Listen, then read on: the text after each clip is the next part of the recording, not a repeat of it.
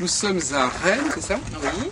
Confirmé. Oui, oui, je confirme. En présence, en compagnie de Anne Rimbaud, Oui. que je ne connais pas, que j'ai découvert grâce à l'annuaire de la VDAF. C'est pas une habitude chez moi d'utiliser cet annuaire, mais ça vaut aussi la peine de rencontrer des têtes nouvelles. D'ailleurs, demain matin, je vais rencontrer Monsieur de Chiffrey.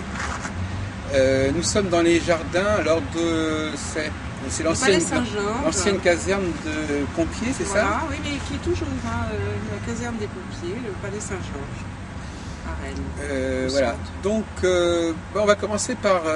Vous m'avez dit que j'évoquais Rennes comme une ville où l'astrologie avait été mise en procès il y a 350 ans, devant le Parlement de Rennes, un traité d'astrologie, de prévision astrologique qui s'appelait le Fatum Universi, le destin de l'univers, qui était paru sous le pseudonyme de Petrus Alaeus, et en fin de compte on sait que c'était le véritable auteur était le Capucin, le père Capucin du nom d'Yves de Paris. Alors curieusement, il parlait d'une sorte d'ironie du sort. Ce Capucin, on lui a demandé de défendre le livre, sans savoir qu'il en était l'auteur. Donc il a écrit une défense du livre d'astrologie, mais de son propre livre en fait. Alors, je ne connais pas exactement l'issue. Enfin, ce qui est en fait, c'est qu'on a fait une nouvelle édition avec des passages qui ont été supprimés. Alors vous me disiez, Anne Rimbaud, que vous qui êtes arrivée il n'y a pas si longtemps à Rennes, de Paris, vous aviez ressenti que l'astrologie n'était pas persona grata, qu'elle n'était pas très bienvenue. Est-ce que c'est à quel point comment ça s'est manifesté comment est-ce que vous êtes arrivé à cette sensation, ce malaise?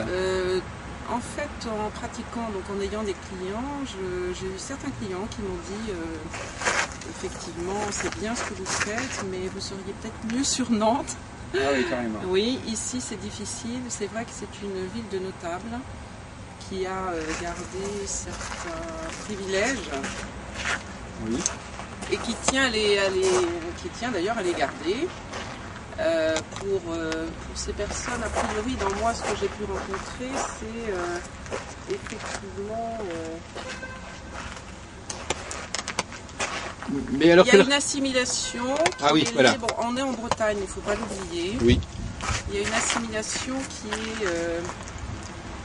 est faite sur...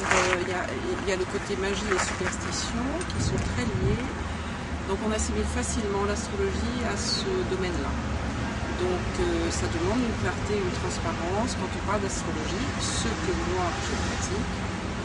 Voilà.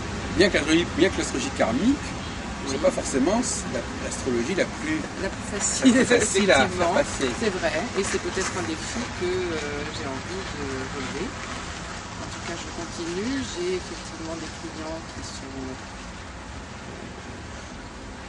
contents, enfin en tout cas, j'ai des retours qui me permettent peut-être même de monter un atelier dans le début de l'année. Un atelier, c'est quoi un atelier? Un atelier, c'est ce que je souhaite créer, un atelier de communication avec l'astrologie. Communication avec l'astrologie? Oui, par l'astrologie? Par l'astrologie et par tous les composants de l'astrologie que je pratique. C'est-à-dire que mon parcours est lié à la parole, est lié à la communication, puisque je fais du théâtre. J'ai également travaillé au service communication du conservatoire, donc ce qui m'a permis un travail également à ce niveau-là. J'ai envie, par la parole en tout cas, montrer que l'astrologie peut être un outil de communication avec les composantes donc, de l'astrologie d'évolution que je pratique. Alors, communication, ça veut... Moi, ça s'oppose un peu à communication, c'est-à-dire...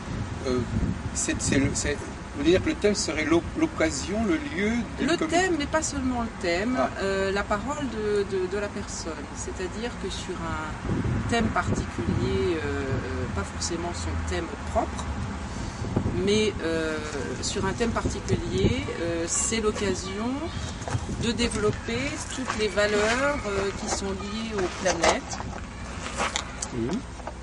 Ça peut être Vénus, ça peut être Mercure, ça peut être Jupiter, et voir chez l'être comment c'est vécu. C'est-à-dire avec un thème, par exemple, je ne sais pas, sur quelque chose de très concret, comment les personnes peuvent parler, et comment moi, quel travail je peux faire avec elles, avec un suivi évidemment, sur plusieurs séances. Oui, alors est-ce que ça s'apporte à ce qu'on appelle le coaching? C'est plus ou moins, effectivement, ce serait proche de ça, parce que moi j'ai déjà pratiqué ça dans mes consultations. Mais effectivement, là je souhaiterais monter autre chose, en lien également avec une autre personne qui pratique un travail sur le corps. Ah. Voilà, donc c'est-à-dire il y a le corps et la parole, et moi je souhaite axer mon travail là-dessus. C'est-à-dire à la communication par le toucher et par la parole. Voilà. Et pourquoi l'astrologie en particulier? Parce que c'est mon parcours, oui. Et que c'est un outil. C'est un outil comme un autre. Moi, je l'utilise de cette façon.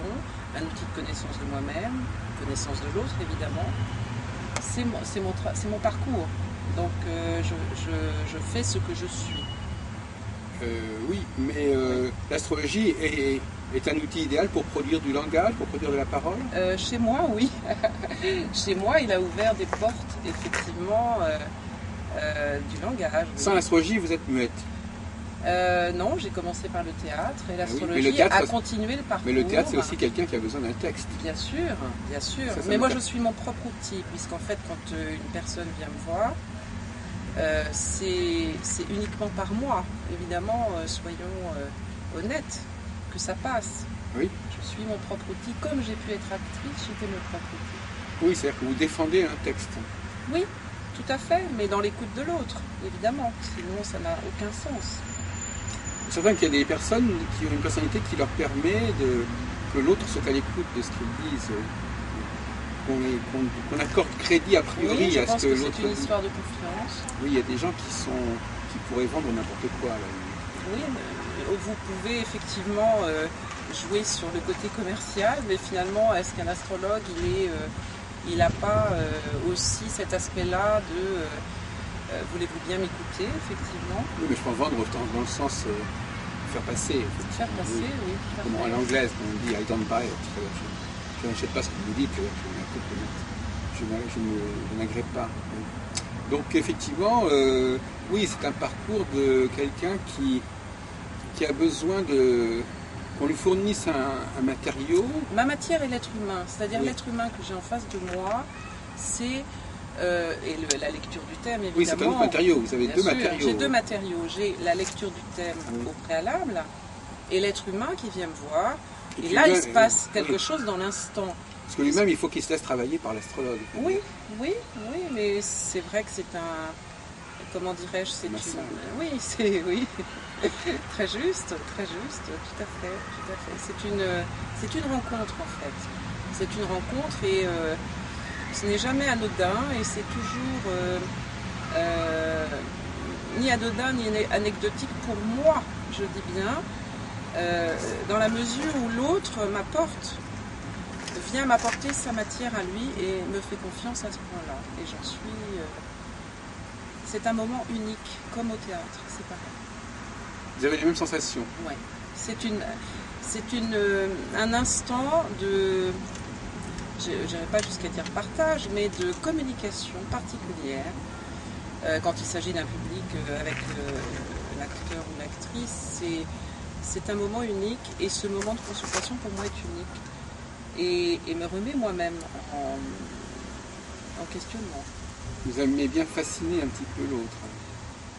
Peut-être, c'est possible, mais en tout cas, il s'agit quand même d'un échange, donc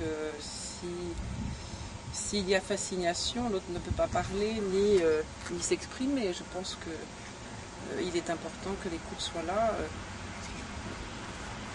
Et on va revenir à ça, alors qu'est-ce que vous a appris la formation dispensée par Irène Andrieux, l'astrologie d'évolution?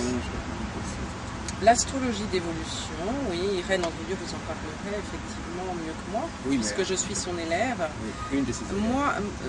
Moi, ce que je pourrais qu'est-ce que je dirais, de l'essence même de ce que m'a transmis Irène Andrieux, Oui. puisque c'est une personne pour moi très importante, continue d'ailleurs de l'être.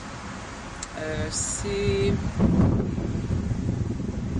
la présence à soi, à la fois intérieure, c'est le questionnement de ma vision du monde. Voilà, c'est vraiment de cet ordre-là, aussi bien par le parcours de ma propre vie personnelle que cette rencontre-là m'a permis de m'interroger, puisque déjà je m'interrogeais évidemment, puisque j'ai commencé l'astrologie très tôt à l'adolescence, et puis j'ai laissé de côté. Et déjà je m'interrogeais sur qu'est-ce que je suis, qui je suis. Et je pense qu'elle a apporté des bribes de réponse. Pour moi, en tout cas un fil. Elle a été votre astrologue. Oui, bien sûr, puisque je l'ai consultée une première fois et j'ai ensuite pris des cours avec elle. Elle a été mon astrologue. Comme j'avais eu un maître pour moi, parce que pour moi je considère cette personne comme un maître, dans le sens où elle m'a transmis quelque chose. J'avais eu un maître qui était Michel Kokozowski en théâtre. Cette femme, Irène Andrieux, représente cela pour moi. Un maître humain. Oui, un maître humain. Mais ce qu'elle vous a appris, à votre avis, elle vous l'a appris grâce à ce qu'elle savait de l'astrologie? C'est par son enseignement, bien sûr. C'est par et tous les jours, je continue évidemment à en apprendre sur moi-même, parce que finalement, l'astrologie, pour moi, c'est le sens de qui nous sommes et quelle est notre relation au monde et à l'autre. Mais ce que je ne comprends pas très bien, c'est oui. L'astrologie, elle ne vous parlait pas spécialement de vous, en fait. Si, bien sûr que si, puisque l'astrologie qu'Irène Andrieux enseigne parle de tous les questionnements que l'être peut avoir dans sa vie, de son cheminement, de son parcours et de pourquoi il lui arrive ce genre de choses, et voilà. Et je pense que Irène Andrieux m'a permis un certain lâcher-prise sur des images de moi-même, sur des images. Quand vous dites Irène Andrieux, c'est son enseignement ou c'est elle? C'est les deux, parce que ça ne...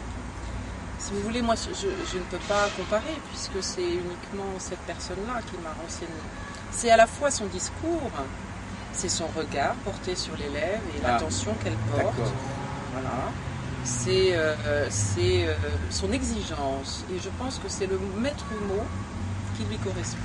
C'est l'exigence qu'elle a en tant qu'être humain vis-à-vis de la présence de l'autre et de sa...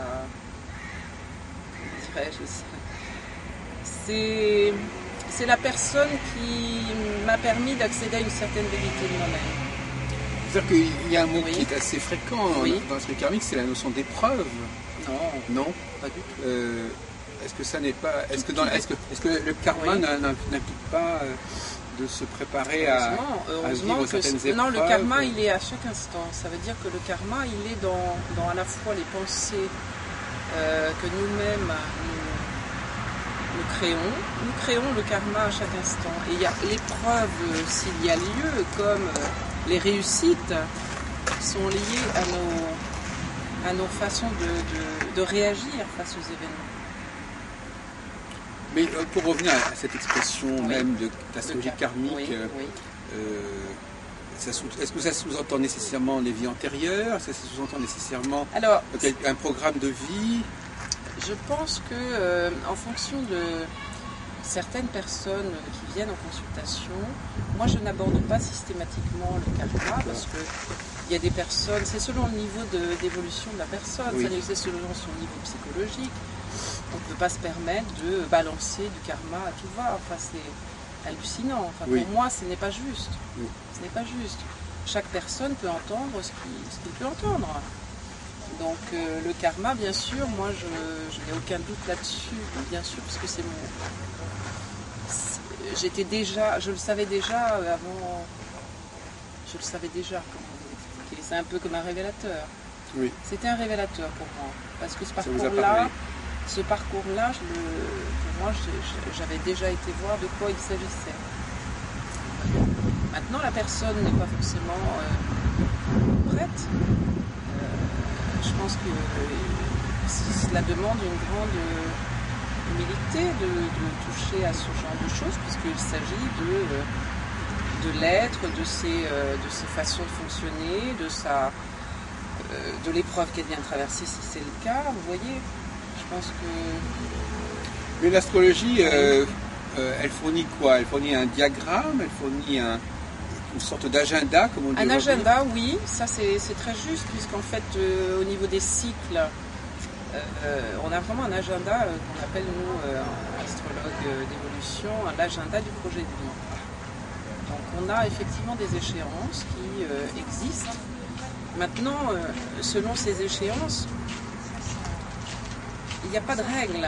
Ça dépend comment la personne a réagi. Et tout est là, ce miracle existe, d'accepter ou non et de voir, comment dirais-je, quelle est sa lecture du monde, vous voyez? C'est-à-dire que les événements, ils arrivent forcément. Ils arrivent forcément, les événements. Si vous voulez, le principe de l'astrologie d'évolution, c'est que ce que vous êtes, c'est ce que vous avez été, d'une part, mais ce que vous êtes à l'instant, c'est vous-même qui créez votre futur. Vous voyez? Donc tout est possible. Donc tout est possible. Oui. Et alors le thème astral, qu'est-ce qu'il... Le thème astral, il est la lecture de cet agenda avec les lunaires oui. et leur cycle, avec les transits, mais surtout les cycles solilunaires. Le cycle solilunaire, c'est les nouvelles lunes. Oui. C'est à la fois comment se situe le soleil et la lune dans le thème natal. Voilà, c'est un peu la marche de Rudyard. Oui, c'est vraiment aussi bien à différents niveaux, aussi bien d'un point de vue psychologique, d'un point de vue social, comment la personne aborde effectivement les événements. On a déjà, en tant qu'astrologue d'évolution, une lecture. Maintenant, la personne qui vient nous voir, nous ne savons pas comment elle a réagi aux événements, à cet agenda qui, a priori, avec les dates, qui est concret. Comment a-t-elle réagi? Parce que ça, c'est le mystère total. C'est le jour même de l'entretien que nous savons. Voilà, donc c'est là que il va falloir faire ajuster un petit peu. Et bien sûr, parce que les épreuves, il y a des êtres qui ont vécu des épreuves pour certains, et pour d'autres, c'était rien du tout. Vous voyez ce que je veux dire? Ça ne veut rien dire pour moi. Ça va être quel est le retentissement du thème sur la personne? De sa vie, puisqu'on parle de vie. C'est le fil conducteur, c'est quand même la vie aujourd'hui, là, dans le moment. Qu'est-ce qui se passe dans le moment, pour moi? Et alors, pour savoir cela, vous travaillez... Donc le thème natal, vous l'examinez au moment où la personne fait de la consultation? Pas du tout. Pas du tout, j'ai un travail préalable. Non, mais je veux dire il va être lu au travers de ce qui se joue maintenant. Complètement, avec les indications du thème de naissance, puisque le thème de naissance est un peu comme un cliché d'un parcours antérieur, on va dire, avec une personne qui rapporte un bagage finalement, un bagage avec elle. Et là, ce jour d'aujourd'hui, qu'en avez-vous fait? Qu'en est-il? C'est intéressant, j'essaie de comprendre comment vous articulez le thème natal, qui est quelque chose qui peut parfois être ancien, qui il y a 20 ans, 30 ans, 40 ans, avec le présent. Le présent, pour moi, c'est essentiel. C'est ce moment-là qui compte, en fait, dans la C'est cette rencontre entre les deux qui faudrait expliciter un peu plus. Parce que c'est intéressant, il y a cette idée de parler du présent, parfois ça correspond. On a l'impression que c'est pas le genre de discours qui caractérise l'astrologue. L'astrologue, on a l'impression qu'il prend toujours la distance. Quand un consultant vient me voir, il a une question. Oui, c'est sûr. Il a une question du présent, forcément. Oui, et il y a des gens qui font l'astrologie horaire même à ce sujet-là. Mais oui, c'est vrai, donc c'est ça. Il a une question du présent. Mais en même temps, il veut qu'on l'interroge avec une perspective. Oui, il veut c'est vrai. Il veut qu'on... Il lui donne... il veut qu'on voit ça d'un peu loin quand même. C'est vrai, mais en même temps, moi je ne fais pas de travail de prévision, puisque chacun crée ce qu'il est dans sa façon de voir le monde. Donc je ne peux pas, moi, dire, je peux parler d'échéance. Maintenant, si la personne, il n'y a pas de recette. Je veux dire, s'il y a effectivement un aspect difficile qui se profile, ou en tout cas un aspect de mutation, là je peux effectivement dire oui, il est possible que dans ce domaine-là, affectif par exemple, il y a une mutation possible. Le questionnement sera à plusieurs niveaux. Maintenant, ce qui moi m'intéresse, c'est, puisque si par exemple on a Pluton sur Vénus qui arrive sur Vénus, si par exemple on parle de ça, parce que la personne vient me voir pour ça, eh bien je vais lui dire sans doute, en fonction de qui elle est, qu'est-ce que c'est que Vénus pour vous, c'est-à-dire qu'est-ce que c'est que l'amour pour vous, qu'est-ce que représente une femme ou je veux dire pour un homme, vous voyez, qu'est-ce que vous avez vécu vous avant, quelle est votre histoire. Donc ça ramène vraiment à une vision globale de la personne. Aujourd'hui je me pose cette question-là, qu'est-ce que je dois comprendre de ça, qu'est-ce qui m'arrive, pourquoi il m'arrive ça. Oui. Pourquoi il m'arrive ça? Ah oui, c'est ça. Voilà, comment le passé explique le présent. Tout à fait. Et c'est un tout. Pour moi, c'est comme un cercle, c'est la roue de la vie que Irène Andrieux nous a légué d'une certaine façon. Donc en fin de compte, on est quand même dans la communication, c'est-à-dire que par-delà la question du thème astral, qui est en quelque sorte la référence de la rencontre. Oui. C'est un outil. Il y a un échange, un entretien. En fait, c'est l'outil de l'échange, c'est le prétexte. Oui, c'est ça, voilà. Tout à fait. Moi, en tout cas, c'est celui que j'utilise. Et la personne peut apporter une cassette également, ce qui est important, puisque c'est vrai que ça dure 1h30. Pendant ce temps-là, moi-même l'ayant vécu, je peux dire qu'on n'entend pas tout ce que l'autre nous dit. Et il y a des absences de mémoire qui sont révélatrices. Voilà. Et il est important que la personne garde une trace, qu'elle puisse réfléchir. Enfin, je fais une petite incidente. Oui. Il paraîtrait que, comment dirais-je, certaines personnes puissent avoir été perturbées par un entretien. Oui. Parce qu'on leur a dit. Écoutez, parce qu'elles en ont compris en tout cas. Ça dépend. Je veux dire, je pense que, moi j'ai pas eu d'écho de cet ordre, mais c'est possible. Ça dépend du travail que fait la personne. Je ne sais pas. Pour moi, je veux dire, dans les échos que moi j'ai eu pour mon travail, j'ai eu au contraire des retours étonnants sur des moments comme ça de compréhension, sans doute. Est-ce que vous êtes demandé pourquoi, justement on parlait de pourquoi est-ce qu'il y a des personnes qui préfèrent, qui ont une sorte de préférence pour l'astrologie plutôt que pour une autre forme de support? Oui, moi peut-être que je dirais comme ça à l'intuition. Il est possible qu'elles aient déjà une relation au monde, c'est-à-dire au cosmos. Qu'elles aient déjà une expérience de cela, même enfant, ou en regardant les étoiles. Je pense qu'il y a comme une interrogation chez ces personnes, moi c'est ce que j'ai pu... Non, parce qu'on a parfois l'impression, au fond, on a l'impression qu'avec l'astrologie on a un plus, il y a un petit plus qui est justement, je ne sais pas ce que vous en pensez, c'est-à-dire que à la fois, on a l'impression que la personne, elle est là, mais en même temps, il y a son thème, qui parle un peu à sa place, quelque part, qui s'ajoute à elle-même, et qui est peut-être plus visible qu'elle-même, enfin qu'elle pense plus visible qu'elle-même. Et donc, on peut se demander si, sans ce thème-là, elle se demanderait si le thérapeute, le psychologue, pourrait avoir vraiment accès à elle-même si ce n'est pas une clé indispensable pour ouvrir son psychisme en quelque sorte. peut-être... Comme si elle se sentait particulièrement hermétique oui. et qu'elle pensait qu'il fallait vraiment une clé vraiment concrète et avérée pour pouvoir y entrer, et que si on n'avait pas cette clé-là, ça ne marcherait pas. Je pense que pour certaines personnes, c'est le cas. Moi, j'ai pu le rencontrer, effectivement. J'ai pu le rencontrer et c'était le moyen pour elle effectivement d'avoir un accès à certains espaces d'elle-même. Parce qu'il y a certaines personnes le permettaient. Oui, parce qu'il y a certaines personnes qui désespèrent un petit peu de rapport à l'autre. Oui. Et qui par conséquent ont besoin que l'autre ait un plus. Parce que s'il est comme tout le monde, finalement il ne vaut pas plus que les autres. Donc il faut qu'il y ait une valeur ajoutée pour que, à nouveau, une certaine confiance, un certain transfert puisse se faire. Oui, on parle bien de transfert. Oui, c'est ça. Mais alors donc le transfert, la personne qui est en demande de transfert astrologique, c'est quelqu'un qui a une problématique particulière, qui est celle.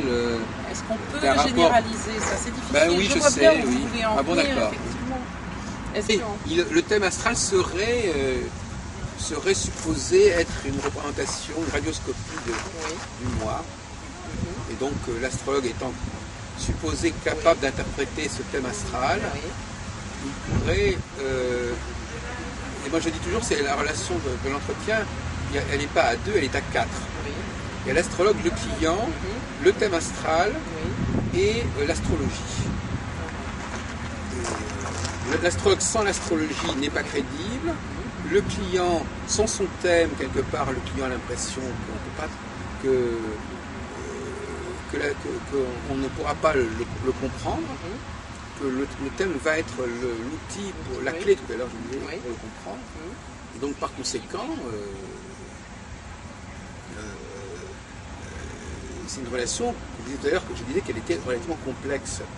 C'est-à-dire que tout à l'heure je disais, il y a les préliminaires qui sont nécessaires. Oui, donc c'est pas facile de comprendre exactement ce qui se joue dans la consultation.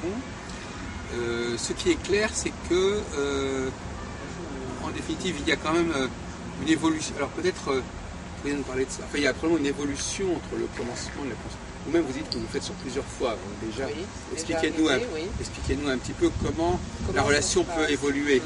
Alors, la relation peut évoluer à partir du moment où la personne a une nouvelle question sur ce qui a été plusieurs mois après.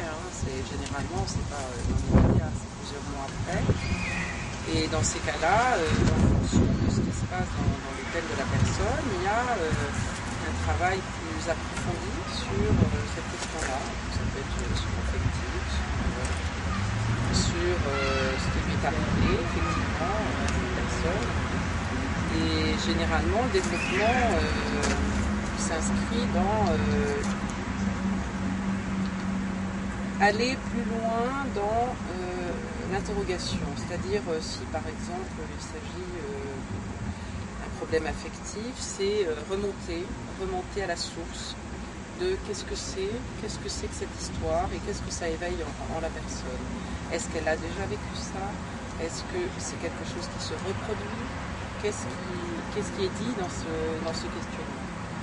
Donc c'est vraiment un travail de fond, généralement, que je fais sur plusieurs séances, en accord évidemment avec la personne, qui est de quelle est mon histoire et pourquoi je revis, parce que c'est souvent le cas, ce genre d'événement, ou en tout cas sous une autre forme, mais de toute façon c'est la même chose.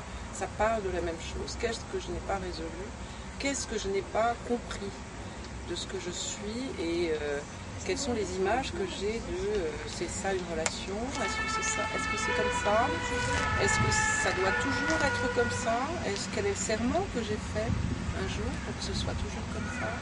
Pour ne pas souffrir, par exemple. Vous voyez, donc c'est vraiment un travail avec la personne sur son histoire généalogique familiale, puisqu'il y a un arbre généalogique dans le thème, selon l'astrologie d'évolution, et c'est à travers tous ces aspects qui existent dans le thème que moi je fais un travail plus approfondi. Mais comment dirais-je,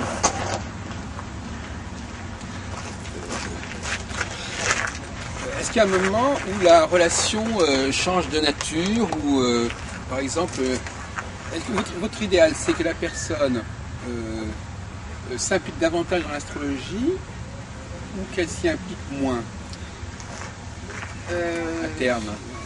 Évidemment, je ne souhaite pas qu'elle revienne me voir trop souvent, parce que ce serait un travail, à mon avis, pas très professionnel. Oui. Parce que normalement, le but ce n'est pas de créer une dépendance, évidemment, et de replacer la personne dans sa propre autonomie. En tout cas, moi, c'est le travail que je fais, de sa propre responsabilité.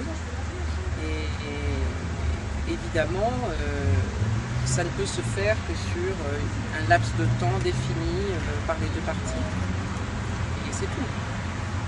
Est-ce que vous pensez que vous devez avoir, par rapport à l'astrologie, la même relation que le client a par rapport à l'astrologie? Est-ce que l'astrologue doit, déontologiquement, partager les mêmes représentations de l'astrologie que ses clients? Je crois que selon le nombre de personnes existantes dans le monde, il y a autant de visions du monde différentes. Donc je ne peux pas dire qu'il y aurait une vision unique de l'astrologie, je ne peux pas dire ça. Nous créons nous-mêmes le monde qui existe. C'est nous-mêmes qui le créons. Avec ses malheurs et ses bonheurs. Tout à l'heure, vous nous parliez d'une collaboration envisagée à terme. Avec une autre personne. Une personne, oui, qui fait du massage. Alors, comment vous verriez la relation? Est-ce que les clients passeraient par les deux alternativement? Pas forcément, non, pas bien forcément. C'est partager un cabinet, enfin non, quand même pas, c'est pas seulement ça. C'est un local, effectivement, avec deux cabinets différents. Mais est-ce qu'il y aurait une interaction entre les deux clientèles? On souhaite créer des ateliers en commun. Voilà. Puisque nous avons une lecture toutes les deux très différente. Oui. Et quelquefois, des personnes ont besoin du toucher pour se révéler à elles-mêmes. C'est vrai que c'est assez différent, en effet. Oui, mais en même temps, ça se complète, puisque nous sommes un corps et nous sommes un esprit. Et nous naissons en lien, enfin je veux dire, le toucher est inhérent à notre naissance. Et je pense qu'il y a vraiment un travail très intéressant à faire dans ce domaine. Oui, je dirais même que certaines personnes qui vont voir l'astrologue ont peut-être un rapport difficile avec leur corps, avec ce qu'elles sont, justement. D'où cette prise de distance qui quand même caractérise énormément l'astrologie, cette prise de distance. Parce que même dans les arts... Par les astrologues eux-mêmes? Non, le client qui veut qu'on n'ait pas ce que j'appelle une approche indirecte, détournée ou contournée. C'est-à-dire... je veux bien... Qui ne veut pas qu'on sache qu'il est allé voir un astrologue? Non, je me suis mal exprimé. Non, qui veut... c'est comme quelqu'un qui dirait je ne veux pas qu'on me parle de moi en absence de mon thème. D'accord. C'est-à-dire qu'il aurait besoin d'une sorte de présence de son thème. Vous parlez oui, c'est ça, voilà. Peut-être qu'il voudrait qu'il ne pense pas qu'il puisse être à lui tout seul objet d'étude, qu'il offre une fiabilité suffisante, ou qu'il sache suffisamment ce qu'il est lui-même, et qu'on aurait donc besoin d'avoir déjà des réponses pareilles. Donc il y a déjà encore une forme de... C'est pour tout à l'heure qu'on parlait de l'être. Moi je dis souvent, les astrologues se font beaucoup d'illusions quand ils imaginent que leurs clients vont leur confirmer ce qu'ils disent, parce que souvent les clients sont mal placés ils sont tellement dans la confusion intérieure qu'ils sont prêts à toute proposition qui leur permettrait de sortir de cet état de confusion. Et quelle que soit la proposition. Mais l'astrologue n'a pas vocation à donner des recettes magiques, de toute façon. Mais là encore, on tombe dans l'ambiguïté de la demande d'astrologie. Il y a ce qu'on attend de l'astrologue et ce que l'astrologue a vocation à faire. Alors, il faut faire une enquête dans ces cas-là. Forcément. Faire une enquête. Il y a certainement une sorte de renégociation de la relation. J'appelle ça renégociation. Le client vient pour une chose et puis on renégocie ce qu'on peut lui apporter. en disant ben, ça c'est ce que vous pensiez que l'astrologue pouvait faire, mais moi je vous propose autre chose. Et en même temps, il ne faut pas non plus ne pas respecter son transfert, parce que justement c'est ça qui fait qu'il est venu, etc. Donc là, il y a aussi... Mais l'astrologue intelligent, c'est celui qui fait évoluer la demande du client. Là, qui fait retravailler, qui demande au client à retravailler sa demande et qui justement parce qu'il sait quelles sont les raisons, certaines raisons plus ou moins avouables de la demande d'astrologie de la part de son client, qui va essayer de travailler dans ce domaine-là pour justement ensuite lui dire bon ben voilà on a... C'est un peu comme déblayer le terrain, si vous voulez. C'est-à-dire qu'il y a vraiment, la première rencontre, c'est vraiment ça. C'est-à-dire qu'on déblaye. Et puis si la personne le souhaite, il est possible d'aller plus loin. C'est un peu creuse la terre, creuse de la terre, creuse ta propre terre. C'est comme le poème de Brassens qui dit ça, creuse ta propre terre. Oui, non, mais il y a certains qui s'aperçoivent à un moment donné, le client s'aperçoit à un moment donné que l'équation qu'il a posée ne peut pas rester telle quelle. Parce que, ou bien, parce que comme il a besoin de... Il faut quand même qu'il fasse un travail sur lui-même pour savoir si ce thème qu'on lui propose a quelque chose à faire avec lui-même. Donc, quelque part, à un moment donné, il est obligé de se dire, mais à propos, qu'est-ce qui prouve que ce thème est moi? Parce que il pose cela comme postulat. Et par conséquent, il faut que la personne, à un moment donné, elle va être quand même si elle se repose sur son thème et sur l'astrologue, à un moment donné, il faut qu'elle se reprenne en main. Il faut qu'elle se ressaisisse et qu'elle trouve des critères intérieurs, des repères intérieurs pour... elle ne peut pas complètement démissionner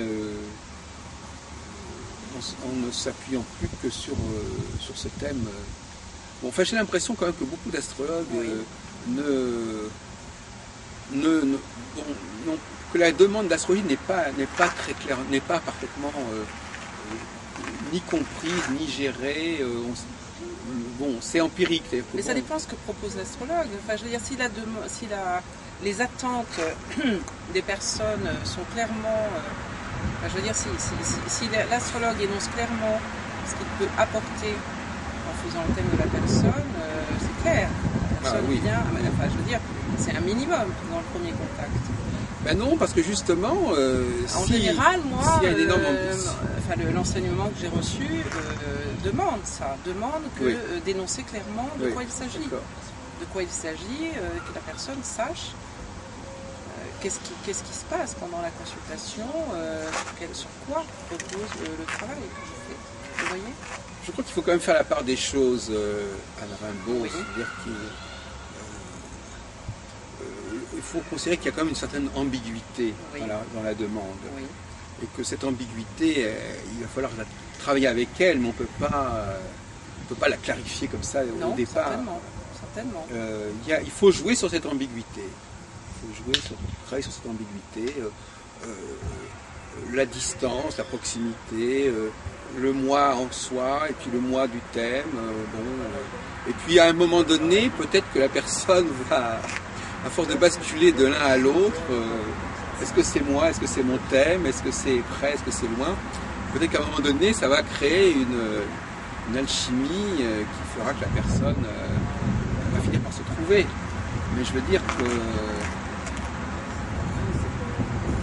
on peut toujours clairement dire les choses au départ, mais ça n'a qu'une valeur d'énoncer, et même d'un énoncé qui n'est même pas forcément juste, mais qui est un énoncé nécessaire, mais nécessaire au transfert. Et alors d'où le fameux problème du contre-transfert, justement. Avec tout alors en astrologie, le contre-transfert, c'est énorme. Alors là, c'est-à-dire que comment répondre à la demande, à l'attente du client. Alors justement, le contre-transfert, c'est déjà aussi la proposition de départ. Parce que, mais bien sûr. Je propose ce qui va justement produire le transfert. Donc à ce moment-là, la seule justification, c'est que c'est nécessaire le transfert. Mais ça n'est pas une justification, c'est une justification qui implique une évolution après de la relation vers autre chose que ce qui est proposé au départ. Oui, mais ça parle du besoin de pouvoir de l'astrologue ou pas. Enfin, je veux dire, ça parle aussi de ça. C'est intéressant. Quel Oui. pouvoir Alors justement, il y a des astrologues qui ne veulent pas exercer du pouvoir. Oui. Et puis, alors c'est amusant parce qu'ils ne veulent pas exercer du pouvoir. Ils se retranchent derrière l'astrologie, dans le jus de l'astrologie. Et qui d'ailleurs souvent font des prévisions à très court terme de façon à ce qu'ils ne se soient pas engagés sur, ils n'aient pas pris trop de responsabilités sur une trop longue période. Et puis il y a d'autres astrologues qui au contraire assument l'idée d'exercer un pouvoir et qui reconnaissent qu'effectivement, comme un coiffeur ou un couturier dirait, bon voilà, je vous propose ça, c'est bien pour vous, en tout cas, voilà, et puis sans laisser pour autant entendre que c'est forcément la vérité, mais que, disons, quand par exemple il y a des milliers de femmes qui s'habillent de la même manière, elles ne s'imaginent pas une seconde que c'est leur moi qui est respecté. Elles ont le sentiment d'appartenir, d'accepter une signature commune, etc. On retombe dans le fameux débat tout à l'heure sur l'individuel et le collectif. Il y a un besoin d'appartenance, et d'appartenance à une famille assez large. Et là, on va terminer là-dessus, mais cette famille assez large, c'est justement la famille zodiacale, par exemple. C'est pas forcément... Et d'ailleurs, l'ambiguïté encore s'accentue, parce que la personne, elle a une culture astrologique, et souvent la culture du zodiaque, du signe, de l'ascendant, etc. Elle connaît vaguement, peut-être par ordinateur, elle connaît vaguement le thème astral, mais ces deux cultures, l'une, j'appartiens à un certain signe, et puis je rencontre des gens d'un certain signe, et l'autre, ah oui, mais c'est très spécial, chacun a son thème. Et dans ce cas-là, il faut passer par l'astrologue. Parce que ça aussi, c'est le grand problème, de savoir s'il y a une astrologie sans astrologue, qui est l'astrologie que tout le monde peut s'approprier, et puis il y a une astrologie qui passe par l'astrologue, qui devient l'interface incontournable. Et on pourrait se demander si, là nous n'avons pas le temps d'en débattre, quelle est si on ne pourrait pas aller vers une astrologie... En fait, l'astrologue, c'est à la fois celui qui permet à l'astrologie d'exister et qui l'empêche d'exister. Enfin, je veux dire qu'il y a une espèce d'ambiguïté comme ça qui fait que l'astrologue est nécessaire, est un mal nécessaire, parce que c'est lui qui fait exister le thème astral dans toute sa complexité, dans toute sa mutualité, et en même temps,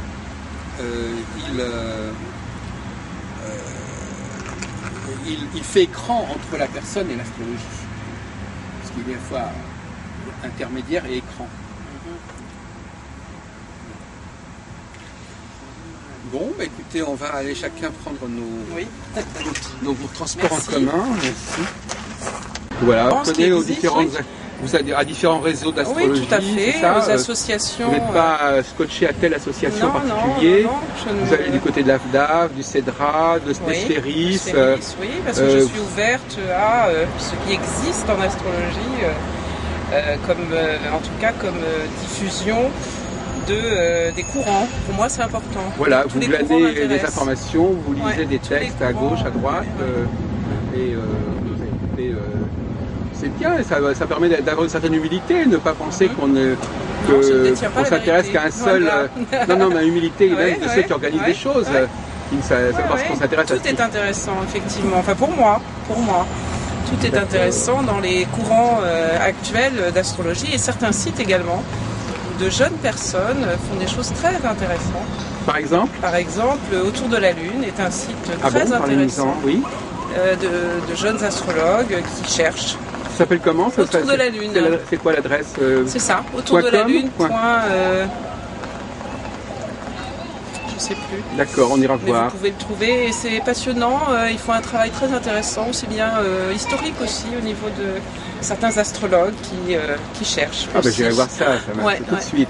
Ouais. Eh bien, j'espère que vous allez devenir une fidèle de Téléprovidence, que vous allez trouver également votre profit de cette fréquentation, peut-être même de grandes conjonctions.